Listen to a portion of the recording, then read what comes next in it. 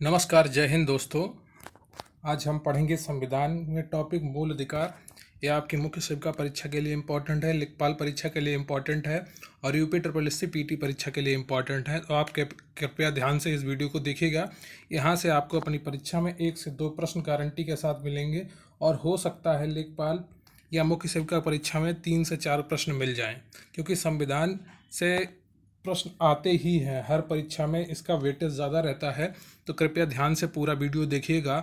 अब जब अंत तक वीडियो देखेंगे तभी आपको ये कंठस्थ होगा और फोकस बना के रखिए। मैं आपको अच्छे से समझाऊंगा और एक एक मूल अधिकार इसी वीडियो में आपको याद हो जाएंगे। 10 से 12 मिनट में आपको पूरे मूल अधिकार से टॉपिक का जो रिलेटेड है सब याद हो जाएगा। तो चलिए शुरू करते हैं, लेकिन आपसे एक रिक्वेस्ट है कि आप वीडियो को लाइक कर लें और चैनल को सब्सक्राइब कर लें। हो सके तो अपने आप शेयर भी कर दें। आपके जो भी प्रश्न हो इस वीडियो से रिलेटेड या अन्य कोई, कमेंट बॉक्स में पूछ सकते हैं। मैं सबके उत्तर देता हूं, आपके कमेंट का ज़रूर उत्तर दूंगा। तो चलिए शुरू करते हैं। तो फंडामेंटल राइट्स यानी कि मूल अधिकार, जिसको हम हिंदी में हम लोग मौलिक अधिकार कहते हैं, ठीक है। तो फंडामेंटल यानी मौलिक अधिकार के बारे में जानेंगे। मौलिक अधिकार क्या है? भारतीय संविधान के तीसरे भाग में वर्णित भारत के नागरिक के लिए प्रदान किए गए वे अधिकार हैं जो सामान्य स्थिति में सरकार द्वारा सीमित नहीं किए जा सकते हैं और इनकी सुरक्षा का प्रहरी सर्वोच्च न्यायालय है, ठीक है। तो मौलिक अधिकार की रक्षा कौन करता है? सर्वोच्च न्यायालय करता है। यह अधिकार सभी भारत के नागरिकों को नागरिक स्वतंत्रता प्रदान करते हैं, जैसे सभी भारत के लोग भारतीय नागरिक के रूप में शांति के साथ समान रूप से जीवन यापन करते हैं, ठीक है। तो मूल संविधान में 7 मौलिक अधिकार थे, लेकिन अभी 6 हैं, ठीक है। तो आप एक बात समझ लीजिए, मूल संविधान में 7 मौलिक अधिकार थे और वर्तमान में 6 हैं। यह प्रश्न कई बार आया है कि मूल संविधान में कितने मौलिक अधिकार थे, ठीक है। तो मूल संविधान में 7 मौलिक अधिकार थे, लेकिन 44वें संविधान संशोधन 1979 द्वारा संपत्ति के अधिकारों को मौलिक अधिकार की सूची से हटाकर इसे संविधान के अनुच्छेद 301 के अंतर्गत कानूनी अधिकार के रूप में रखा गया है। तो संपत्ति अधिकार आपका इस तरह का अधिकार है, कानूनी अधिकार है। कौन से अनुच्छेद में है? 300A में है। कौन से संविधान संशोधन से हटाया गया है? 44वें संविधान संशोधन से। कब हुआ था 44वां संविधान? 1979 में, ठीक है। तो भारत के नागरिकों के मौलिक अधिकार कुछ इस प्रकार हैं। समता या समानता का अधिकार अनुच्छेद 14 से 18 तक है और स्वतंत्रता का अधिकार 19 से 22 तक है। शोषण के विरुद्ध अधिकार 23 से 24 तक है।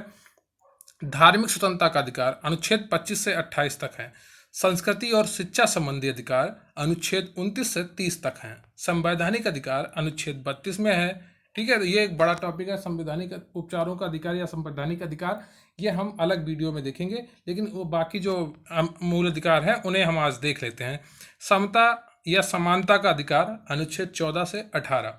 तो अनुच्छेद 14 में क्या लिखा है? विधि के समक्ष समता। इसका अर्थ यह है कि राज्य सही व्यक्तियों के लिए एक समान कानून बनाएगा, उन पर एक समान ढंग से लागू होगा। सभी व्यक्तियों के लिए राज्य एक समान कानून बनाएगा तथा उन पर एक समान ढंग से लागू करेगा। अनुच्छेद 15 धर्म, नस्ल, जाति, लिंग या जन्म स्थान के आधार पर भेदभाव का निषेध। राज्य के द्वारा धर्म, मूल वंश, जाति, लिंग या जन्म स्थान आदि के आधार पर नागरिकों के प्रति जीवन के किसी भी क्षेत्र में बदलाव नहीं किया जाएगा। अनुच्छेद 15 ये है। अनुच्छेद 16 क्या कहता है? लोक नियोजन के विषय में अवसर की समता। राज्य के अधीन किसी पद पर नियोजन या नियुक्ति से संबंधित विषयों में सभी नागरिकों के लिए अवसर की समानता होगी। अपवाद अनुसूचित जाति, अनुसूचित जनजाति एवं पिछड़ा वर्ग के लिए आरक्षण। इसमें EWS आरक्षण भी जुड़ गया है, ठीक है। हाँ, तो अनुच्छेद 17 में क्या है? अस्पृश्यता का अंत। अस्पृश्यता के उन्मूलन के लिए इसमें दंडनीय अपराध घोषित किया गया है। छुआछूत या अस्पृश्यता। अनुच्छेद 17 अस्पृश्यता का अंत है, आप इतना याद रखिए। अनुच्छेद 18 में क्या है? उपाधियों का अंत। बस क्या रखना है याद? उपाधियों का अंत। सेना या विद्या संबंधी सम्मान के सिवाय अन्य कोई भी उपाधि राज्य द्वारा प्रदान नहीं की जाएगी। भारत का कोई नागरिक किसी अन्य देश से बिना राष्ट्रपति के आज्ञा के कोई उपाधि स्वीकार नहीं कर सकता है। अनुच्छेद 18। अब आते हैं स्वतंत्रता के अधिकार के अनुच्छेद 19 से 22 तक। तो अनुच्छेद 19 में क्या लिखा है? मूल संविधान में 7 तरह की स्वतंत्रता का उल्लेख था, लेकिन अब सिर्फ 6 हैं। तो अनुच्छेद 19 से बोलने की स्वतंत्रता, ये इसमें प्रेस की स्वतंत्रता का वर्णन अनुच्छेद 19A में ही आता है। अनुच्छेद 19B शांतिपूर्वक बिना हथियारों के एकत्रित होने और सभा करने की स्वतंत्रता, ठीक है, आप कहीं मीटिंग करना चाहते हैं, आप कहीं पे अपना समारोह करना चाहते हैं, तो उसकी स्वतंत्रता आपको 19 बी से मिलती है। अनुच्छेद 19 सी में क्या है, संघ बनाने की स्वतंत्रता। जैसे आप कोई संगठन बनाना चाहते हैं, जैसे लेखपाल लोगों ने संगठन बना रखा है अपना, शिक्षक लोगों ने संगठन बना रखा है, सिर्फ पुलिस और सेना के लोग अपना संगठन नहीं बना सकते हैं इसके तहत, बाकी सभी बना सकते हैं। अनुच्छेद 19 डी में क्या है, देश के किसी भी क्षेत्र में आवागमन की स्वतंत्रता। ठीक है, अनुच्छेद 19 डी में देश के किसी भी क्षेत्र में आवागमन की स्वतंत्रता।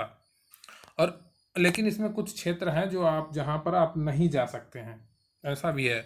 अनुच्छेद 19 ई, देश के किसी भी क्षेत्र में निवास करने और बसने की स्वतंत्रता, अपवाद जम्मू कश्मीर जो अब हट गया, अब वहां पर भी आप बस सकते हैं। अनुच्छेद 19 एफ, संपत्ति का अधिकार।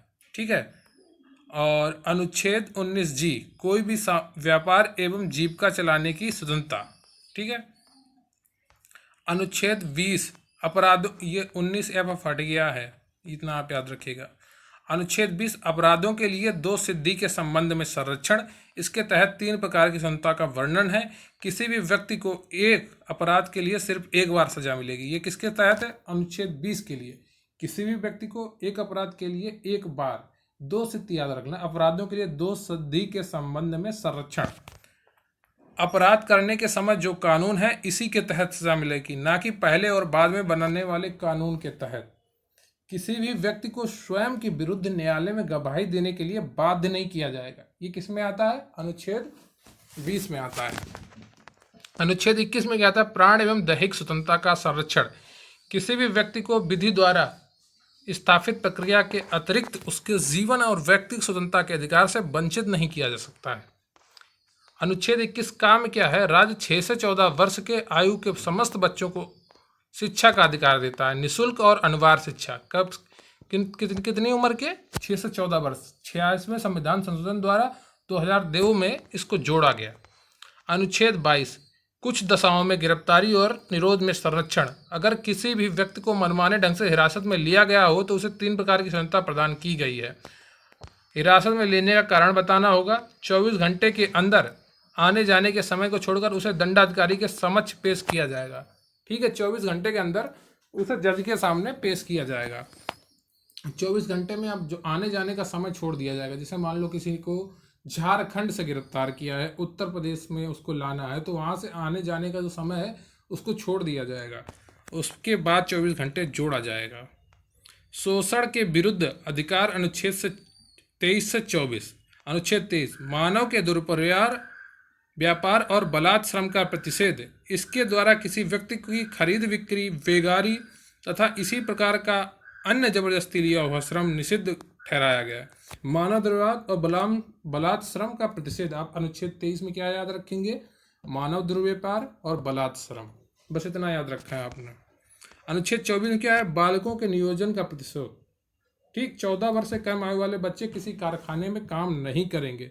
ठीक है, जो भी जोखिम भरे काम हो नियुक्त नहीं किए जाएंगे। अब आता है धार्मिक स्वतंत्रता का अधिकार, अनुच्छेद 25 से 28। अनुच्छेद 25 में क्या है, अंतःकरण की और धर्म को आबाद रूप से मानने, आचरण और प्रचार करने की स्वतंत्रता। तो अपने धर्म को मानने की, प्रचार करने की स्वतंत्रता है आपको। कोई भी व्यक्ति किसी भी धर्म को मान सकता है और उसका प्रचार प्रसार भी कर सकता है। अनुच्छेद 26, धार्मिक कार्यों के प्रबंध की स्वतंत्रता। व्यक्ति को अपने धर्म के लिए संस्थाओं की स्थापना व पोषण करने, विधि, संपत्ति अर्जन, स्वामित्व व प्रशासन का अधिकार है। ठीक है, धार्मिक कार्यों के प्रबंधन की स्वतंत्रता। 26 में क्या है, धार्मिक कार्यों के प्रबंधन की स्वतंत्रता। अनुच्छेद 27 में क्या है, राज्य किसी भी व्यक्ति को ऐसे कर देने के लिए बाध्य नहीं कर सकता है जिसकी आय किसी विशेष धर्म अथवा धार्मिक संप्रदाय की उन्नति या पोषण में व्यय करने के लिए विशेष रूप से निश्चित कर दी गई है। ठीक है, धार्मिक कर नहीं लगाए जा सकते हैं। अब अनुच्छेद 28, राज्य विधि से पूर्णता पोषित किसी शिक्षा संस्था धार्मिक शिक्षा नहीं दे जाएगी।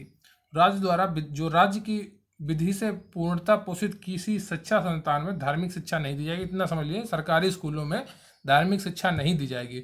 ऐसे शिक्षण संस्थान अपने विद्यार्थियों को किसी धार्मिक अनुष्ठान में भाग लेने या किसी धर्मापदेश को बलात् सुनने हेतु बाध्य नहीं कर सकते।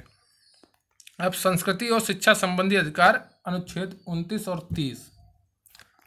अल्पसंख्यक हितों का संरक्षण, अनुच्छेद 29 में है। अल्पसंख्यक वर्ग अपनी भाषा लिपि और संस्कृति को सुरक्षित रख सकता है और केवल भाषा, जाति, धर्म और संस्कृति के आधार पर उसे किसी भी सरकारी शैक्षिक संस्था में प्रवेश नहीं दिया जाएगा, ठीक है, या रोका नहीं जाएगा, प्रवेश से रोका नहीं जाएगा, ठीक है। भाषा, जाति और धर्म संस्कृति के आधार पर उसे किसी भी सरकारी शैक्षिक संस्था में प्रवेश से रोका नहीं जाएगा। अनुच्छेद 30 शिक्षा संस्थानों की स्थापना और प्रशासन करने का अल्पसंख्यक वर्ग को अधिकार है। अल्पसंख्यक वर्ग अपनी शिक्षा संस्थाओं की स्थापना कर सकते हैं, उनका प्रशासन देख सकते हैं।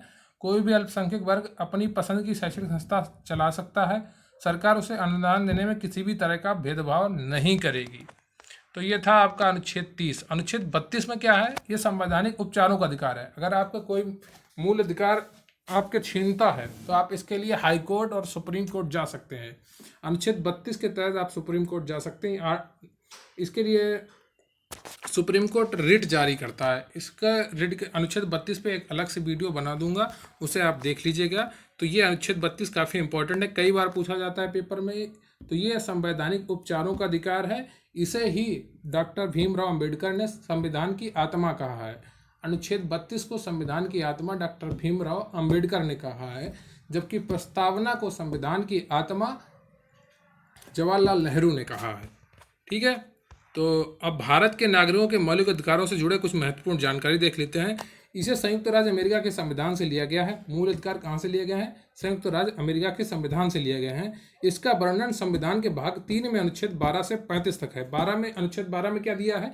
राज्य की परिभाषा दी है अनुच्छेद 12 में। इसमें संशोधन हो सकता है और राष्ट्रीय आपात के दौरान अनुच्छेद 352 जीवन एवं व्यक्तिगत स्वतंत्रता के अधिकार को छोड़कर अन्य मौलिक अधिकारों को स्थगित किया जा सकता है, ठीक है। अनुच्छेद 21 को छोड़कर अनुच्छेद 52 जब लगेगा, इमरजेंसी लगेगी, आपातकाल लगेगा, तो आपके अन्य मौलिक अधिकारों को स्थगित किया जा सकता है। तो आपने आज मूल अधिकार पढ़े और मुझे लगता है आपको सभी मूल अधिकार अच्छे से कंठस्थ हो गए हो। अगर आपको अभी भी याद ना हुए हो तो एक बार आप और वीडियो देखिए और आपको सारे मूल अधिकार अच्छे से याद हो जाएंगे। वीडियो देखने के लिए धन्यवाद। चैनल को सब्सक्राइब कर लीजिए और वीडियो को लाइक कर लीजिए। आपका कोई प्रश्न हो तो कमेंट में ज़रूर लिखें और हो सके है तो वीडियो को शेयर ज़रूर करें। Thank you very much. जय हिंद, जय भारत।